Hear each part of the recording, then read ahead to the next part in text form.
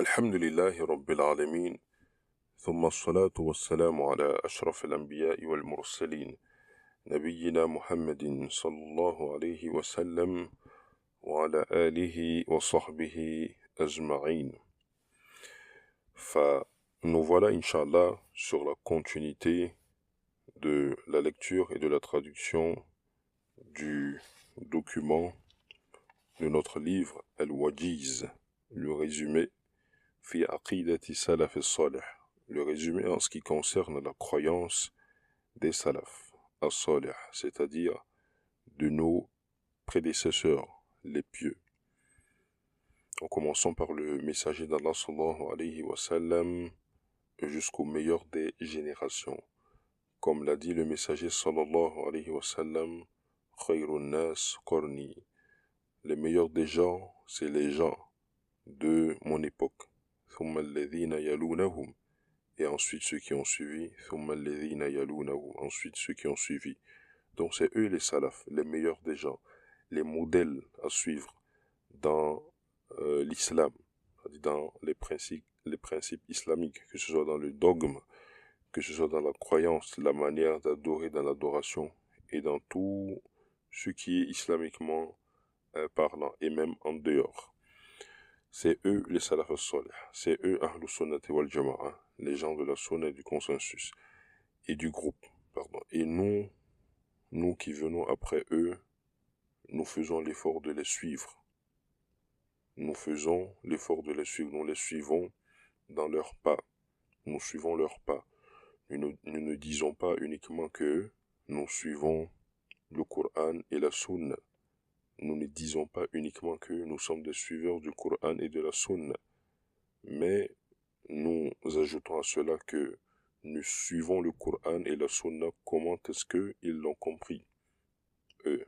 Comment est-ce qu'ils l'ont compris? والسابقون الأولون من المهاجرين والأنصار والذين اتبعوهم بإحسان, comme là il a dit والسابقون الأولون, les prédécesseurs, les premiers parmi les muhajiroun et les ansar, والذين اتبعوهم, et ceux qui les ont suivis.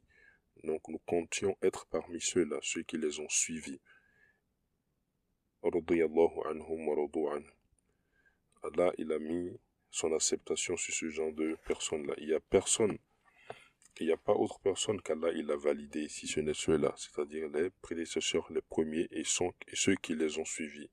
Et donc, le suivi de ces gens-là, elle est une obligation pour nous. Et comme l'a dit le messager d'Allah sallallahu alayhi wa sallam, alaykum bi sunnati. Donc, accrochez-vous à ma sunna. Ne dites pas juste, nous suivons le Coran. Nous savons, nous comprenons la langue arabe. Nous pouvons lire le Coran et comprendre de nous-mêmes. Ne faisons pas comme les Qur'aniyoun, les gens qui disent qu'ils se contentent uniquement du Coran. Mais le messager d'Allah, sallallahu alayhi wa sallam, il nous dit alaykum bi sunnati, accrochez-vous à ma sunna. Wa sunnati al-khulafa'i ar-rashidin al-mahdiyyin, et la sunna des compagnons qui sont bien guidés, qui sont sur la voie droite. Donc il n'a pas dit uniquement ma sunna, il a dit la sunna de ceux-là également, c'est-à-dire leur compréhension de la religion. Et donc c'est dans ce but-là que nous étions en train d'étudier depuis le début ce document, ce livre précieux du Cheikh Abdullah al-Athari, et nous sommes arrivés aujourd'hui sur le chapitre 2, Al-Iman bil Qadr. Nous avions vu les fondements des gens de la Sunna, des choses sur lesquelles tous les gens de la Sunna ils sont unanimes, et que si quelqu'un laisse ces choses-là, ces principes-là, il sortait du cercle des gens de la Sunna. Comme on a vu les compagnons faire lorsqu'ils voyaient des gens sortir des fondements, c'est-à-dire prendre autre fondement en dehors des fondements des gens de la Sunna. Nous avions vu la réaction. Par le passé, nous avions lu des tests sur la réaction des compagnons. Comment est-ce que ils se révoltaient contre cela, c'est-à-dire ils n'étaient pas d'accord avec cela, c'est-à-dire ils mettaient en garde contre ce genre de choses-là, contre le fait de se dévier, de laisser les fondements de la religion et de les métamorphoser, de commencer à les changer ou encore de commencer à les supprimer. Comme on a vu précédemment, le Qadariyoun, les gens qui ont voulu enlever le Qadar, alors que le Qadar fait partie des fondements de notre religion. Ils ont voulu enlever le Qadar. Il y a d'autres encore, les personnes qui sont venues après la mort du messager avec d'autres innovations pareilles, en voulant supprimer des fondements de notre religion. Ou encore d'autres qui sont venus au temps d'Abou Bakr as-Siddiq et qui ont voulu enlever la zakat parmi les fondements de la religion. Vous voyez? Donc, il est important pour le musulman de, de connaître ces fondements sur lesquels il faille qu'il reste obligatoirement pour faire partie du At-Ta'if al-Mansoura, comme le messager sallallahu alayhi wa sallam l'a mentionné, que cette umma, cette akhtalif, elle va se diviser en 73 différents groupes et qu'une seule ira au paradis. C'est une menace qui est énorme. Cela ne veut pas dire que dans les autres groupes, tout le monde ira forcément en enfer. C'est vrai qu'il y a des choses que des gens qui sont dans d'autres groupes, ils peuvent faire, qui peuvent les rendre l'accès à l'enfer éternel, taïb, mais il y a également d'autres choses. S'ils ne le font pas, taïb de manière globale, quoi. De manière générale, il faut faire du tafsil, comme les savants ils le disent, c'est-à-dire que lorsque le messager d'Allah sallallahu alayhi wa sallam, il dit que toutes les personnes, toutes les 72 autres sectes là, elles entreront en enfer. Donc il faut faire du tafsil. Qu'est-ce que ça veut dire du tafsil? C'est-à-dire parmi eux, il y aura des gens dont la gravité des faits va les éterniser en enfer. C'est-à-dire qu'ils sont carrément sortis de l'islam. C'est pas moi qui le dis. Le fait de sortir de l'islam, ce n'est pas quelque chose qui est impossible. C'est quelque chose qui est bien possible. Parce que même le messager sallallahu alayhi wa sallam, il a mentionné, en parlant des Khawarij, lorsqu'il parlait des Khawarij, ces gens-là, qui ont l'aspect de l'islam, qui portent la barbe, qui ont le pantalon qui ne dépasse pas la cheville, c'est-à-dire ils portent l'aspect extérieur de la sunna, comme cela se doit, mashallah, comme le musulman doit faire. Mais à l'intérieur, ils ont des croyances erronées. C'est eux qui ont été à la cause de l'assassinat des compagnons, comme Uthman ibn Affan et de plusieurs autres compagnons. C'est eux qui sont venus à bout des compagnons du messager d'Allah. Des gens, sallallahu alayhi wa sallam, des gens que le paradis leur a été validé. C'est-à-dire, ces gens-là, ils présentent l'apparence de l'islam, mais à l'intérieur, ils ont une mauvaise croyance, une croyance erronée, ce qui les amène, comme vous voyez aujourd'hui, à entrer dans les mosquées, à assassiner les musulmans, parce qu'ils ne les considèrent pas comme musulmans. Vous voyez, ces gens qu'ils assassinent, ils ne les considèrent pas comme musulmans. Vous vous demandez comment des musulmans peuvent tuer des musulmans. C'est-à-dire, vous vous demandez, est-ce que ce sont des gens, vraiment, ce sont des musulmans, ce sont des gens qui s'affilient à l'islam. Et ce sont vraiment des musulmans en réalité. Ils prient, ils jeûnent, mais ils viennent à bout de leurs frères musulmans. Pourquoi? Parce qu'ils ne les considèrent pas comme des musulmans. Ils ont des fondements à l'intérieur de leur cœur qui est erroné, des fondements graves, dont le messager sallallahu alayhi wa sallam, il a même fait mention avant de partir, et que ces gens-là, yakhrujun min al-islam, kama yakhruju sah min al-rami. Ces gens-là, ils passent dans l'islam, c'est-à-dire ils traversent l'islam, ils sortent de l'islam comme la flèche, elle passe dans la chair de la proie. Donc, le fait de sortir de l'islam, ce n'est pas quelque chose qui est impossible. C'est quelque chose qui est bien possible. Et le messager d'Allah sallallahu alayhi wa sallam, il nous a mentionné ces points-là. Et ses compagnons, on a vu également leur manière d'agir envers des gens qui ont brisé des fondements de cette religion-là. Comme les Qadariyoun, je vous ai donné l'exemple de Abdullah bin Mas'ud lorsqu'il a entendu parler des Qadariyoun et de leurs fondements. Il a dit, qu'est-ce qu'il a dit? Il a informé les gens de leur dire que ces gens-là, même s'ils œuvrent l'œuvre de Jabal Uhud, c'est-à-dire des œuvres qui sont énormes comme la montagne de Uhud, que Allah il ne va pas accepter d'eux. c'est-à-dire qu'ils ils sont sortis de l'islam. Fahimtum. Donc c'est quelque chose en réalité qui est bien possible. C'est une compréhension qu'il faille qu'on ait. Il faut comprendre que la personne, il peut bien sortir de l'islam en laissant les fondements de cette religion, ou il peut sortir du cercle des gens de la sunna, c'est-à-dire des gens qui sont sur la voie droite, comme le messager d'Allah sallallahu alayhi wa sallam, accrochez-vous à ma sunna. Il y a des fautes graves, il y a des fondements qu'il ne faut pas laisser. Et c'est ces fondements-là que nous sommes en train de lire depuis un bon moment, et aujourd'hui, nous allons passer sur le fondement 6, Al-Ruknu Sadis. Ce ne sont pas des choses extraordinaires, ce ne sont pas des choses que des gens se sont assis quelque part pour écrire, non, ce sont des choses qui sont dans les textes religieux, qui sont dans le Coran et dans les livres, c'est-à-dire dans la parole du messager et dans la parole des compagnons. Donc nous allons sans plus tarder, après cette parenthèse, rentrer dans la lecture du livre. Al-Iman bil Qadar. Et donc parmi ces fondements-là, il y a le fait de croire au Qadar. Vous savez, le Qadar, c'est un sujet qui est très délicat. C'est un sujet, comme on appelle le Qadar, Sirrullah. C'est pas pour rien que le Qadar, on l'appelle Sirrullah, c'est-à-dire le secret d'Allah. Le secret d'Allah, c'est Allah seul qui sait comment il gère le Qadar. Comment est-ce qu'il le gère, comment est-ce qu'il le façonne.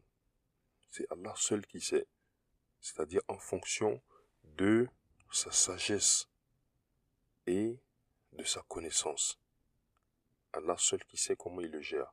Donc le Qadar, c'est quelque chose dans lequel il ne faut pas mettre de la philosophie. Il ne faut pas mettre la raison. Parce que la raison n'est pas raison. Ou la raison n'est pas vérité dans la religion. C'est-à-dire on ne se base pas sur la raison pour dire qu'une chose est vraie ou fausse dans la religion. Sinon, comme l'a dit, je pense Ali ibn Abi Talib, le fait de faire l'essuyage des chaussons. Si normalement on devait prendre la raison pour supporter cela, on devait essuyer les chaussons par le bas. C'est-à-dire lorsqu'on vient au niveau des chaussons, on ne veut pas enlever ces chaussons, son khouf. Normalement on devait essuyer en bas, n'est-ce pas? Parce que c'est le bas qui est censé être insalubre. Mais par contre, on essuie le haut. Donc il dit si c'était avec la raison qu'il fallait faire la religion, on allait essuyer le bas. Mais la religion, ce n'est pas un truc de raison. La religion, c'est tu écoutes et tu appliques. La religion, c'est tu écoutes, c'est mi'na wa ata'na. C'est ça la religion. C'est quelque chose qui ne vient pas de nous. C'est quelque chose qui vient d'Allah. Ce n'est pas comme les ibtikarat, les innovations qu'on fait aujourd'hui, les innovations dans le domaine scientifique, et chacun peut venir parler en fonction de son expérience. La religion, ce n'est pas cela. La religion, c'est du suivi. Il y a tawqifiyya. C'est du suivi. On suit ce qui ittabi'u ma unzila ilaykum min rabbikum. Allah, il dit, suivez ce qui vous a été révélé de la part de votre Seigneur. Wala tattabi'u min dunihi awliya. Ne suivez pas autre chose en dehors de cela. Suivez. Et le messager dit, alaykum bi sunnati, accrochez-vous à ma sunna, sunnati al-khulafa ar-rashidin al-mahdi. Accrochez-vous à ceux des compagnons également, bien guidés, les 4 califes. Voilà donc la religion. Donc sans plus tarder, on va passer à Al-Iman bil Qadar, pardon. Al-Iman bil Qadar. إذا نحن في الصفحة, on est à la page 95 dans le document. أهل السنة والجماعة, les gens de la sunna et du groupe, يعتقدون اعتقادا جازما أن كل خير وشر يكون بقضاء الله وقدره. Donc les gens de la sunna et du groupe, ils ont la ferme croyance, c'est-à-dire une croyance inébranlable dont il n'y a pas de retour. Ils ont cette croyance-là par rapport au fait que toute chose, c'est-à-dire tout bien, kulla khayrin wa sharrin, tout bien ou tout mal, yakunu bi qada'illahi wa qadarih. Tout bien ou tout mal, elle vient avec la volonté d'Allah et sa prédestination. وأن الله فعال لما يريد, et que Allah Azza wa Jal, il est le grand faiseur de ce qu'il veut, il fait ce qu'il veut. وكل شيء بإرادته, et que toute chose ne se passe que avec sa volonté. ولا يخرج عن مشيئته وتدبيره, et que rien ne sort de sa volonté et de sa gestion. C'est-à-dire rien n'échappe à sa volonté et à sa gestion. وعلم كل ما كان, Allah subhanahu, il sait tout ce qui est passé. وما يكون من الأشياء قبل أن تكون في الأزل, et Allah subhanahu wa ta'ala, il sait également tout ce qui est en train de se passer, même avant que ces choses-là ne se passent, fil azal, dans le futur ou dans l'avenir. وقدر المقادير للكائنات حسب ما سبق به علمه, et Allah subhanahu wa ta'ala qaddara al-maqadir, il a prédestiné lil-kainat pour toutes les créatures, hasaba ma sabaqa bihi ilmuhu, donc en fonction de ce qui a précédé, yani de sa connaissance, waqtadathu hikmatuhu, et en fonction également de ce que englobe sa sagesse. Wa alima ahwala ibadihi, il connaît l'état de ses serviteurs. Wa alima arzaqahum, il connaît leur subsistance. Wa ajalahum, il connaît leur fin. Wa a'malahum, il connaît leur œuvre. Wa ghayri dhalika min shu'unihim, et autre chose encore de tous ces genres d'affaires, il les connaît. Fa kullu muhdathin sadirun an amalihi wa qudratihi wa iradatihi, et donc tout ce qui se passe, elle résulte de sa connaissance, de sa puissance et de sa volonté. Wa khulasatul qawl, de manière résumée sur cette parole, أن القدر سبق به علم الله تعالى, il faut retenir que le qadar, c'est-à-dire la prédestination, Allah subhanahu wa ta'ala, il le connaît déjà. وجر به القلم, et que la plume, c'est-à-dire le stylo, l'a déjà écrite. مما هو كائن, yani parmi les choses qui se sont déjà passées ou les choses actuelles. قال الله تعالى أو قال الله تبارك وتعالى, Allah subhanahu wa ta'ala, il dit وخلق كل شيء فقدره تقديرا. Allah subhanahu wa ta'ala, il a créé toute chose et il lui a donné une prédestination, à toute chose sa prédestination. وقال تعالى إن كل شيء خلقناه بقدر, toute chose nous l'avons créé avec une prédestination. Toute chose, subhanallah, même la feuille, une feuille qui est sortie d'un arbre et qui est tombée à telle date, à tel moment, sur telle terre, une feuille, une simple feuille ou une simple fourmi, la chose la plus minuscule, même les atomes, les cellules dans la simple feuille où, subhanallah, la science d'Allah n'a rien à voir avec notre science, rien du tout. Il n'y a aucune comparaison à faire. Il n'y a rien qui lui ressemble. La puissance d'Allah, il faut juste, il faut l'apprécier. Il faut l'apprécier et il faut le glorifier, Allah subhanahu. Subhanallah, subhanallah. Le glorifier. La glorification que nous faisions de manière journalière, elle ne suffit en rien, en réalité. Elle ne suffit en rien, la grandeur d'Allah. Nous ne pouvions pas adorer Allah de la manière dont il le mérite. Mais nous faisons juste l'effort de suivre ses commandements, de suivre ses principes, de suivre la meilleure khayr al-bashar, la meilleure des créatures, Muhammad, sallallahu alayhi wa sallam, le meilleur des gens, la personne qui a le meilleur des comportements, la personne qui a été envoyée pour nous, rahma, en tant que miséricorde. Allah a eu pitié de nous, subhanallah, et a envoyé cette créature noble à notre endroit, sallallahu alayhi wa sallam. Et donc, le cheikh il dit,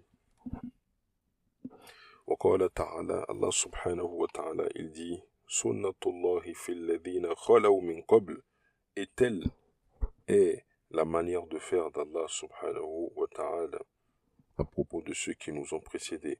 وَكَانَ أَمْرُ اللَّهِ قَدَرًا مَقْدُورًا. Et le commandement d'Allah est certes quelque chose qui est déjà prédestiné. وقال النبي صلى الله عليه وسلم, le messager d'Allah صلى الله عليه وسلم, il dit, لا يؤمن عبد حتى يؤمن بالقدر خيره وشره من الله. Personne ne sera croyant jusqu'à ce qu'il croit au qadar, le bien dedans et le mal dedans. C'est-à-dire que ce qadar-là soit le bien ou soit le mal, qu'il croit en cela et qu'il croit que ça vient d'Allah subhanahu wa ta'ala. Hatta ya'lama anna ma asabahu lam yakun liyukhti'ahu. Et jusqu'à ce qu'il croit que tout ce qui l'a touché, c'est-à-dire tout ce qui a atteint cette personne-là, ne pouvait pas le rater. Hatta ya'lam anna ma asabahu lam yakun liyukhti'ahu. Et qu'il sache que tout ce qu'il a atteint ne pouvait pas le rater. C'est impossible. Ce qui t'a atteint, sache que c'est quelque chose qui est déjà prédestiné. Ça ne pouvait en aucun cas te rater. وَأَنَّ مَا أَخْطَأَهُ لَمْ يَكُنْ لِيُصِيبَهُ. Et que tout ce que tu as raté, tu ne pouvais jamais l'atteindre. Jamais. Tout ce que tu as raté, que ce soit tu as raté telle opportunité de dunya, ou que tu as raté telle opportunité dans la dîne, et sache que cette chose-là, tu ne pouvais en aucun cas l'obtenir. Il n'y a rien à faire. Wa ahlu sunnati, les gens de la sunna, yaqouloun, ils disent, al-imanu bil qadari la yatimmu illa bi arba'ati umur. La croyance au qadar, la foi au qadar, ne peut être en réalité complète, sauf avec 4 choses. Wa tusamma maratib al-qadar. Et ces 4 choses-là, on les appelle les différentes étapes du qadar, ou arkanahu, ou les fondements du qadar. Donc ces fondements-là, prêtez très attention, ils sont tirés du Coran et de la Sunna. Et comme nous l'avions dit précédemment, la personne ne peut avoir la croyance complète au qadar si il n'a pas la connaissance de ces 4 choses-là. وهذه الأمور هي المدخل لفهم مسألة القدر. Et ces choses-là, c'est vraiment une entrée. C'est vraiment une entrée, l'entrée pour la connaissance de l'affaire du qadar. ولا يتم الإيمان بالقدر إلا بتحقيق جميع أركانها. Et la foi au qadar ne peut être complète que avec la réalisation de tous ces fondements que nous allions citer, Inch'Allah. لأن بعضها مرتبطة ببعض. Parce que ces 4 fondements-là dont nous allions parler, elles sont associées, elles sont reliées entre elles. فمن أقر بها جميعا اقتمل إيمانه.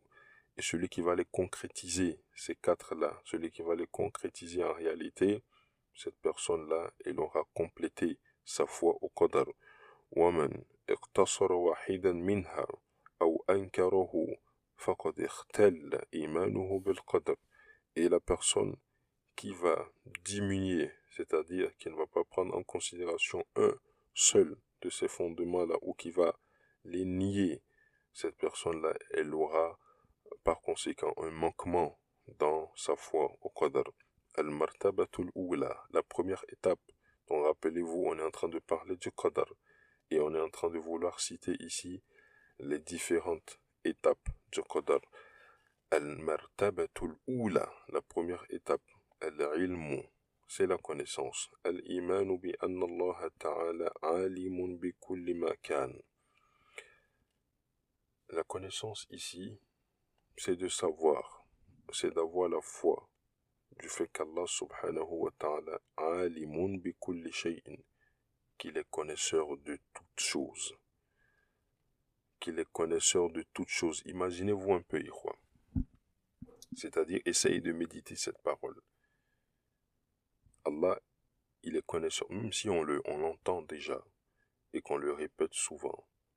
Il est important de méditer ces paroles-là, de les méditer et de les réaffirmer dans notre cœur, c'est-à-dire de revivifier notre foi. Il est important de revivifier notre foi. Allah subhanahu wa ta'ala, il est connaisseur de toutes choses. Subhanallah, vous vous imaginez ce que ça veut dire? Toutes choses. Ce n'est pas seulement dans notre monde. Al-Alamin, dans tous les mondes, dans les moindres détails, de manière globale et de manière spécifique. Et la spécificité, nous ne la connaissons même pas. Ce que nous on appelle spécifique, on ne sait pas. Il y a spécifique dans spécifique. Il y a ce qui est spécifique à l'exponentiel. Tout ça, Allah subhanahu wa ta'ala, il est connaisseur de cela. Allah, donc, la connaissance, c'est de savoir ça. Wama yakun. Et Allah également, il faut savoir qu'il est connaisseur de tout ce qui est passé, taïb, et qu'il est connaisseur de ce qui est en train de se passer actuellement, ça dit au présent, wama lam yakun, et ce qui n'a pas été, ça dit par le passé, ce qui n'a pas été, law kana kayfa yakun, si cette chose-là avait été, comment elle aurait été. Ya Allah, subhanallah.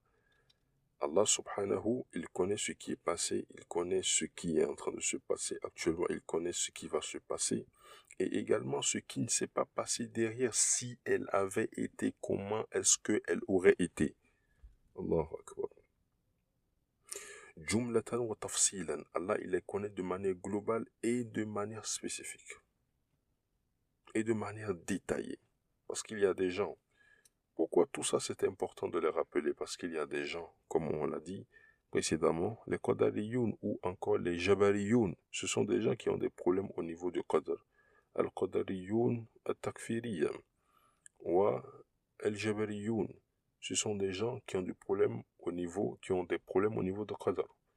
Qui ont des problèmes de croyance à ce niveau-là. Et si vos enfants, vos proches, commencent à s'affilier à ces gens, c'est-à-dire que si vous aviez des proches que vous êtes censés éduquer, que vous êtes censés apporter la connaissance de l'islam, et vous ne les parlez pas de cela, vous ne le parlez pas de la réalité, vous ne les apprenez pas leur religion, par exemple, à ce sujet, et qu'ils vont fréquenter ces gens, les Qadari, parce qu'ils sont là, ils sont présents. Ils sont présents, même si ce n'est pas à notre proximité très très proche, ils sont présents. Et pire encore aujourd'hui, les réseaux sociaux, vous savez ce que c'est que les réseaux sociaux? Les réseaux sociaux, ils sont aujourd'hui plus proches de nous que nos propres parents. Ils sont plus proches de nous que nos propres enfants. Aujourd'hui, dans le monde d'aujourd'hui. Tout aujourd'hui est basé sur les réseaux. Tout aujourd'hui est basé sur les réseaux sociaux. La vie des êtres humains aujourd'hui, dans ce petit téléphone-là, dans ce petit objet, subhanallah. L'affaire est en train de s'aggraver. Au point où lorsque tu ne mets pas des statuts sur les réseaux sociaux, c'est comme si tu es mort. Comme si tu n'existais pas. Comme si, la vie était arrêtée pour toi. Mais par contre, lorsque tu mets les statuts aujourd'hui sur les réseaux sont devenus quelque chose d'incroyable. Les statuts, ou subhanallah, surtout dans le monde qu'on est aujourd'hui, où l'éducation religieuse, surtout de nos proches, de nos enfants, de nos femmes, est primordiale. Il faut les enseigner le bon enseignement, à la bonne source, et non à des sources erronées, comme des sources, des Qadariyoun par exemple, qui sont là, qui sont sur les réseaux sociaux, et donc qui sont plus proches de nos proches. Donc nous devons les enseigner à avoir ces fondements-là pour que n'importe où, là où ils vont, ils gardent la bonne croyance, la croyance sur laquelle était le messager d'Allah, sallallahu alayhi wa sallam, et ses compagnons, afin d'être parmi ce groupe sauvé, dont le messager d'Allah sallallahu alayhi wa sallam, il a fait mention.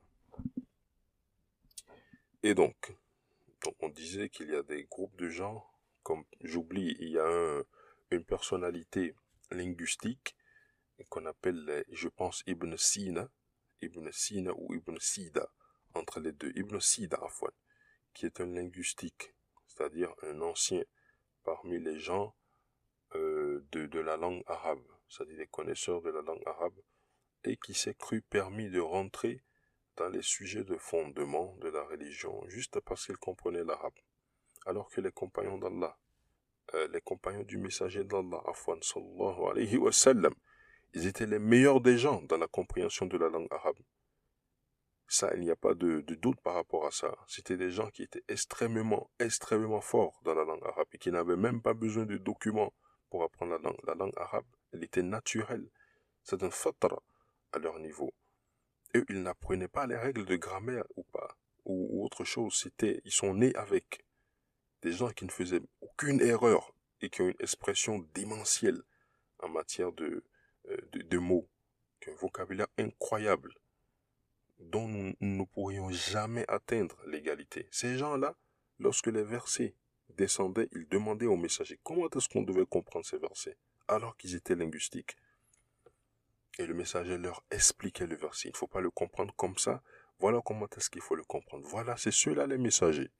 C'est ceux-là, ceux qui ont compris la religion. C'est ceux-là qui ont assisté à la révélation. Donc c'est eux nos devanciers. C'est eux qu'on devait prendre comme modèle dans la compréhension de notre religion. Et non autre personne parmi les personnalités qui viennent et qui innovent d'autres choses, qui innovent d'autres compréhensions. Comme par exemple, comme je viens de le mentionner, Ibn Sida, qui mentionnait que Allah ya'lamu kulliyat al-umur wa la juz'iyat. C'est-à-dire, il dit qu'Allah subhanahu, une parole très grave, que Allah subhanahu, il connaît les choses de manière générale et qu'il ne les connaît pas de manière spécifique. Subhanallah. Fanasab al-jahl ilallah. Il a affilié l'ignorance à Allah subhanahu. Une parole extrêmement grave. Vous savez, tout ce qui a rapport à Allah, il faut faire attention. La taquluna ala Allahi ma la ta'lamun. Ne disez pas à propos d'Allah des choses que vous ne connaissez pas. Parce que le domaine au niveau, parler mal d'Allah, c'est s'exposer à la mécréance. Si l'on ne l'est pas déjà. Donc, parler d'Allah, de son Créateur, il faut se méfier. Il faut dire ce que Allah il a dit et dire ce que le messager il a dit et ne pas dépasser les limites. Voilà celui-là, par exemple, qui a affilié l'ignorance à Allah subhanahu. Voilà pourquoi le cheikh il mentionne ici Allah. Ya'lamu al-ashya jumlatan, il les connaît de manière générale ou tafsilan, et de manière spécifique, les deux ensemble, pas un sans l'autre ou pas l'autre sans l'un. Wa annahu alima mal khalqu amiluna qabla khalqihim. Donc Allah il sait déjà ce que l'être humain il va œuvrer même avant qu'il ne le crée. Wa alima arzaqahum, il connaît leur subsistance, wa ajalahum, leur fin. وأعمالهم, il connaît leur œuvre, وحركاتهم, il connaît tous leurs harakat, c'est-à-dire leurs mouvements, وسكناتهم, il connaît également tout ce qui est à rapport à là où ils vont habiter, leur refuge, وعلم الشقي منهم والسعيد, il sait celui qui sera malheureux et c'est celui qui sera heureux. وذلك بعلمه القديم, et tout cela grâce à quoi? À sa connaissance al-qadim, qui est ancienne, الذي هو موصوف به أزلا, sa connaissance par laquelle il est décrite de manière éternelle. قال الله تبارك وتعالى, Allah subhanahu wa ta'ala il dit, إن الله بكل شيء عليم, Allah il est connaisseur de toutes choses. Donc voilà la première étape, la connaissance. Il faut comprendre cela et il faut avoir la ferme certitude en cela et revivifier notre foi en cela. Al-martabatu thaniya. Al-martabatu thaniya, la deuxième étape, al-kitab. Donc après la connaissance, c'est al-kitab. Al-kitab à l'écriture. وهي الإيمان بأن الله كتب ما سبق به علمه من مقادير المخلوقات في اللوح المحفوظ. C'est le fait d'avoir la foi en ce que Allah subhanahu il a écrit tout ce qui a précédé. كتب ما سبق به علمه, tout ce qui a précédé, tout ce qu'il sait subhanahu wa ta'ala à propos min maqadir al-makhluqat, à propos de la prédestination de ces créatures. Allah subhanahu, après la connaissance, il l'a écrit. Après la connaissance, c'est-à-dire que Allah, il sait ces choses-là. Et ensuite, il les a écrites. Il les a écrites, fahimtum, fil lawh al-mahfouz, dans la tablette qui est conservée. وهو الكتاب الذي لم يفرط فيه من شيء. Et cette tablette-là, où ce lawh al-mahfouz, c'est ce livre-là qui ne manque rien, c'est-à-dire qui ne laisse aucun détail. فَكُلُّ مَا جَرَى وَمَا يَجْرِي, et toute chose qui est passée et toute chose qui est en train de se passer. وَكُلُّ كَائِنٍ, et toute chose qui est en train de se passer présentement, tout ce qui est, existe. إِلَى يَوْمِ الْقِيَامَةِ, إِلَى يَوْمِ الْقِيَامَةِ, jusqu'au jour du jugement. فَهُوَ مَكْتُوبٌ عِنْدَ اللَّهِ, toutes ces choses-là sont écrites auprès d'Allah Ta'ala, fi al-kitab, dans la mère des livres. وَيُسَمَّ الذِّكْرَ, qu'on appelle encore al-dhikra, wal-imam, qu'on appelle encore l'imam, wal-kitab al-mubin, qu'on appelle encore le livre clair. قال الله تعالى, Allah subhanahu wa ta'ala, il dit à cet effet, وَكُلُّ شَيْءٍ أَحْصَيْنَاهُ فِي إِمَامٍ مُبِينٍ, et toute chose, nous l'avions écrite, nous l'avions conservée dans Imam, qui est ici le livre Al-Mubin, qui est clair. وقال النبي صلى الله عليه وسلم, le messager d'Allah صلى الله عليه وعلى آله وسلم, il dit, إن أول ما خلق الله القلم, la première des choses qu'Allah subhanahu wa ta'ala il a créé, c'est Al-Qalam, le stylo. Faqala, et Allah il a dit au stylo.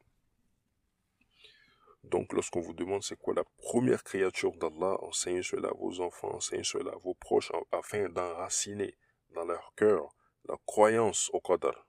Parce que la croyance au Qadar, ce n'est pas juste le nom. Il faut expliquer de manière détaillée.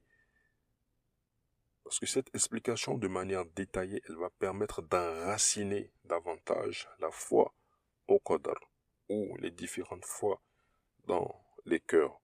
Et donc la première des créatures d'Allah, c'est Al-Qalam, le stylo. Donc Allah, il lui a dit, la plume, Allah, il lui a dit, Uktub, écrit. Qala, ma aktub. Elle a répondu, qu'est-ce que j'écris? Qala, Uktub al-Qadar, écrit la prédestination. Ma kana, qui est passé. Wa ma huwa kain, et ce qui sera, ce qui est et qui sera, il a l'abad, jusqu'au jour du juge, c'est-à-dire jusqu'à l'éternité. Il a l'abad, jusqu'à l'éternité. Al-martabatu thalitha. Al-martabatu al-thalitha. Donc la troisième étape. Al-iradatu wal-mashi'a. La volonté. Al-irada, la volonté. Al-mashi'a, la volonté. Ce qu'Allah, il veut. Aïe, donc la foi en cela, c'est quoi? C'est de savoir أن كل ما يجري في هذا الكون فهو بإرادة الله ومشيئته.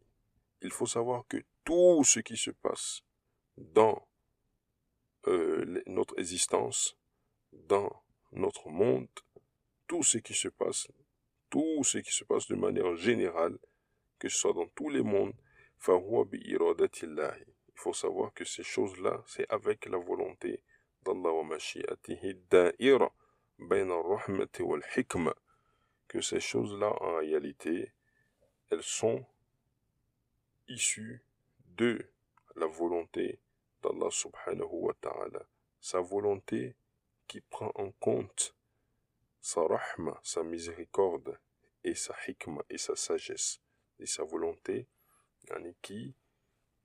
qui est un cercle tournant entre sa rahma, sa miséricorde et sa sagesse, c'est-à-dire la volonté d'Allah, toutes ces choses que vous voyez là, c'est-à-dire le qadar, toutes ces prédestinations-là que Allah il a établies, elles sont issues de sa volonté, c'est-à-dire c'est par sa volonté, et sa volonté qui prend en compte sa miséricorde et sa sagesse dans ses décisions. Yahdi man yasha bi rahmatihi, Allah subhanahu wa ta'ala, il guide celui qu'il veut à sa miséricorde, par sa miséricorde, pardon. Wa yudillu man yasha bi hikmatihi, et il égare celui qu'il veut par sa sagesse. La yusalu amma yaf'al, on ne se questionne pas à propos, on ne le questionne pas à propos de ce qu'il fait, li kamali hikmatihi, par la al-kamal, kayfa aqul, par la perfection. Par la perfection de quoi? De sa sagesse, wa sultanihi, et de sa puissance. Jid, wa hum yus'aloun, mais c'est plutôt les êtres humains, c'est plutôt les créatures, c'est plutôt toutes les créatures qui sont questionnées, et non Allah subhanahu wa ta'ala. Wa ma waqa'a min dhalika fa innahu mutabiqun li'ilmihi ash-shamil al-maktub fi al-lawh al-mahfuz. Et tout ce qui arrive, elle arrive par la correspondance de sa connaissance qui est précédée et qui est écrite dans Al-Lawh al-Mahfouz, dans la tablette conservée. Famashi'atullahi nafidha. Et donc, la volonté d'Allah, elle est nafidha, c'est-à-dire elle ne change pas. Il n'y a pas quelque chose qui peut la faire changer, c'est-à-dire elle ne peut pas changer sous la volonté de quelqu'un ou autre, impossible. Wa qudratuhu shamila, et sa puissance, elle englobe toute chose. Ma sha'allahu kana, c'est ce que Allah subhanahu wa ta'ala il veut qui se produit. Wa ma lam yasha lam yakun, et ce qu'il ne veut pas, elle ne se produit en aucun cas. Fala yakhruju an iradatihi shay, et rien donc ne sort du cercle de sa volonté.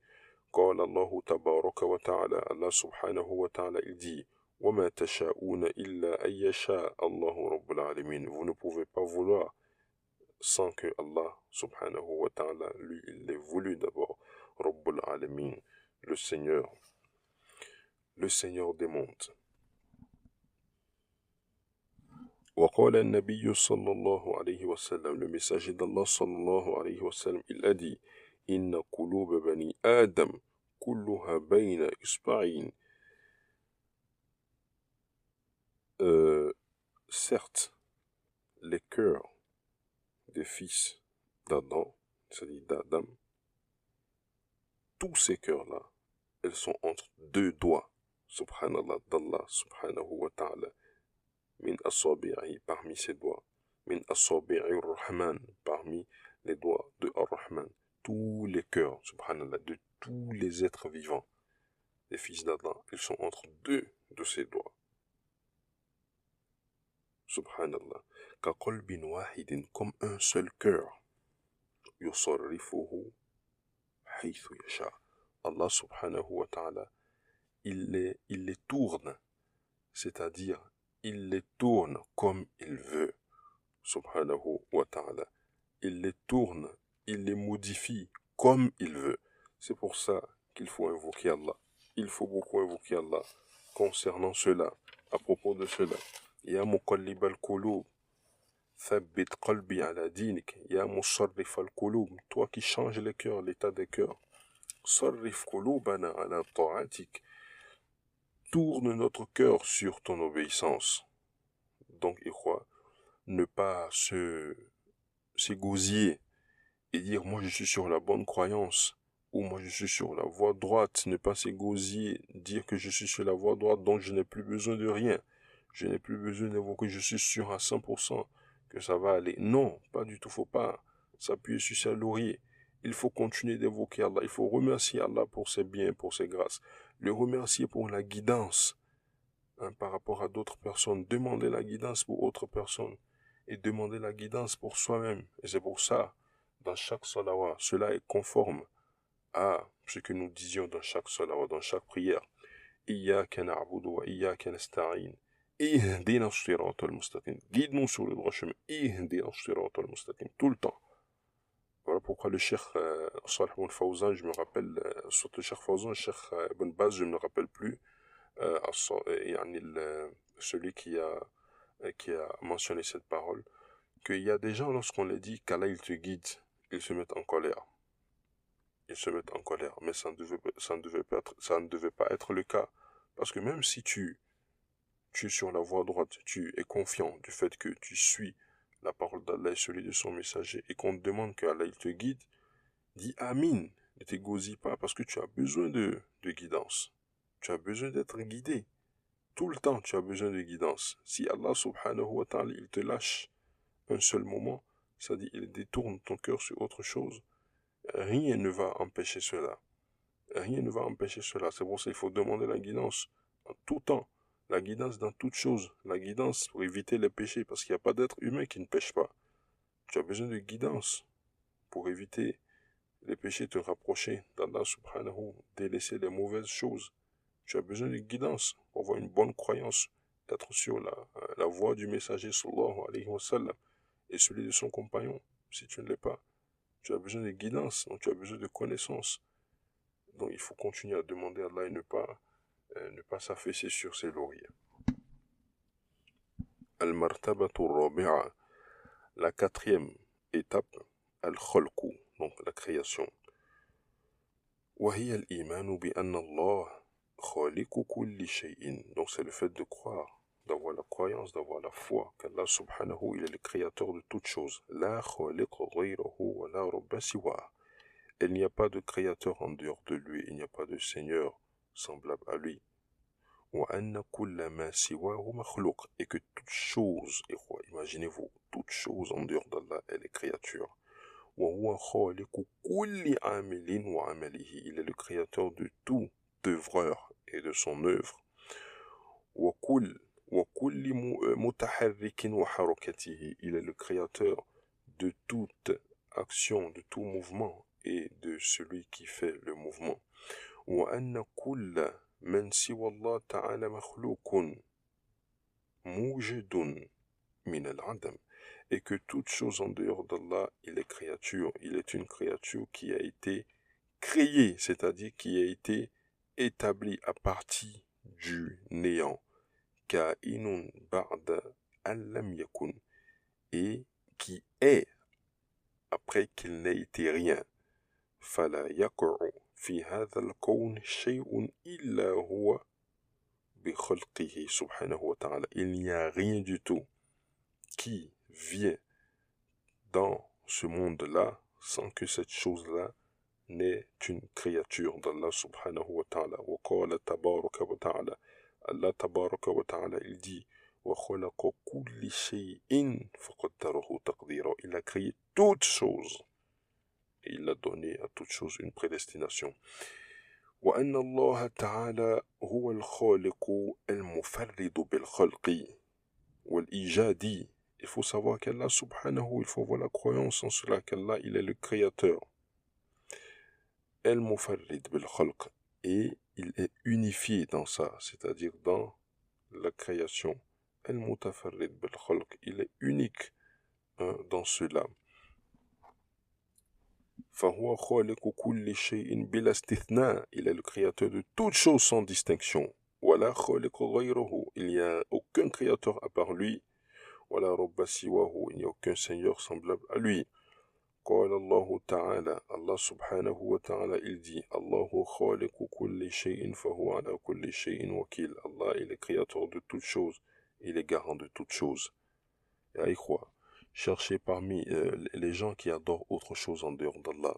Sincèrement, les gens qui adorent, qui invoquent autre chose en dehors d'Allah, que ce soit Aïssa, que ce soit Jésus, que ce soit des anges, que ce soit des anciens pieux qui sont morts, les gens qui invoquent autre chose en dehors d'Allah, n'ont-ils pas honte, parce que ça devait être une honte, Est-ce que parmi ces gens-là, qu'ils invoquent en dehors d'Allah, est-ce qu'il y a une seule parmi eux qui est créateur? Qui est-ce qui s'est levé? Qui est-ce qu'on a vu aujourd'hui, jusqu'au jour d'aujourd'hui, quelqu'un qui s'est levé et qui a dit, pardon, c'est moi qui suis le créateur des cieux et de la terre? Est-ce qu'il y a une seule personne? C'est moi qui suis le créateur de toutes choses. Est-ce qu'il y a une seule personne qui peut oser? Est-ce qu'on a trouvé déjà une seule personne comme ça? Jusqu'à présent, jusqu'à preuve de contraire. Subhanallah. Est-ce qu'on a déjà trouvé quelqu'un comme ça? Impossible. Impossible. Quelqu'un qui prétend la création. Il n'y en a pas. Et donc, qu'est-ce que nous cherchons d'autre? Hein, vers quoi? Vers autre chose, yani. Est-ce qu'il y avait vers autre personne qui se tournait? Si ce n'est pas Allah subhanahu wa ta'ala, notre créateur, l'être suprême, Azza wa Jal.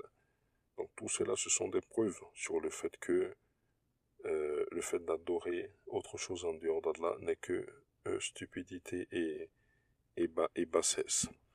وقال تعالى, Allah subhanahu wa ta'ala, il dit ذلكم الله ربكم خالق كل شيء. Tel est votre Seigneur, le créateur de toutes choses. وهو خالق العباد وأعمالهم. Il est le créateur du serviteur et de ses œuvres. وأن كل ما يجري من خير وشر وكفر وإيمان وطاعة ومعصية شاءه الله. Tout ce que vous voyez qui se passe comme bien ou mal, ou comme mécréance ou foi, ou comme obéissance et désobéissance, Allah il l'a voulu. C'est-à-dire Allah il a voulu que ces choses-là il se passent. Et qu'on le désobéisse, qu'on l'obéisse, il a voulu cela. C'est-à-dire il a laissé faire et il a voulu que cela se passe. Shahid, il a voulu cela. Cela ne veut pas dire qu'il aime cela. C'est deux choses différentes. Nous allions revenir sur ce sujet après, Inch'Allah, ou prochainement, bi'idhnillah, pour ne pas rendre le temps trop long. Allah, il a voulu cela. C'est pour ça que quand vous voyez les gens aujourd'hui, ils disent, on entend des gens, des gens sur les réseaux sociaux dire, si vraiment il y avait un créateur, pourquoi il laisse les gens souffrir à Gaza? Pourquoi il laisse les gens souffrir en Palestine? Pourquoi?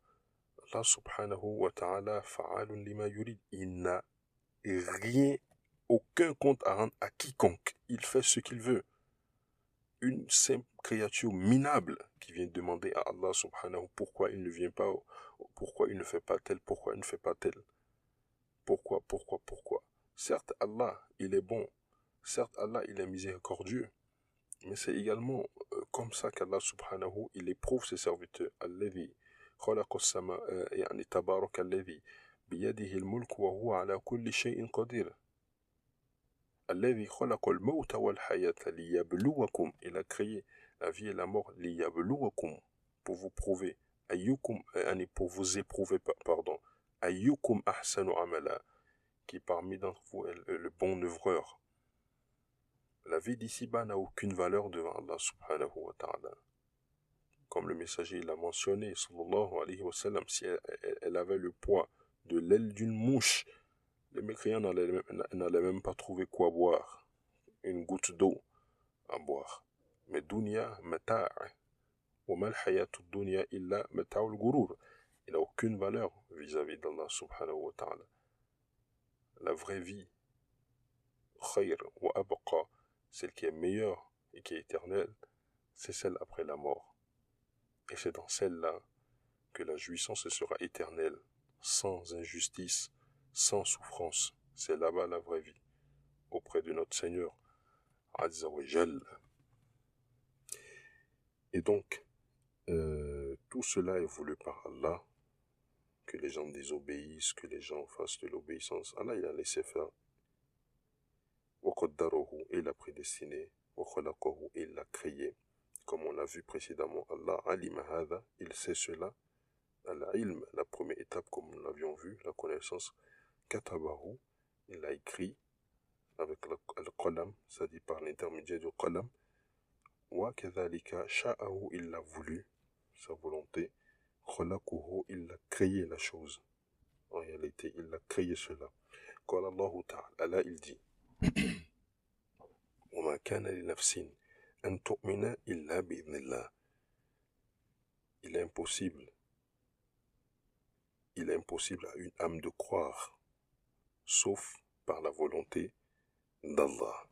وقال تعالى, Allah il dit, قل لا يصيبنا إلا ما كتب الله لنا, dit, rien ne va nous toucher si ce n'est pas ce que Allah nous a prédestiné. وقال تعالى, والله خلقكم وما تعملون, et Allah subhanahu, il vous a créé et ce que vous œuvrez.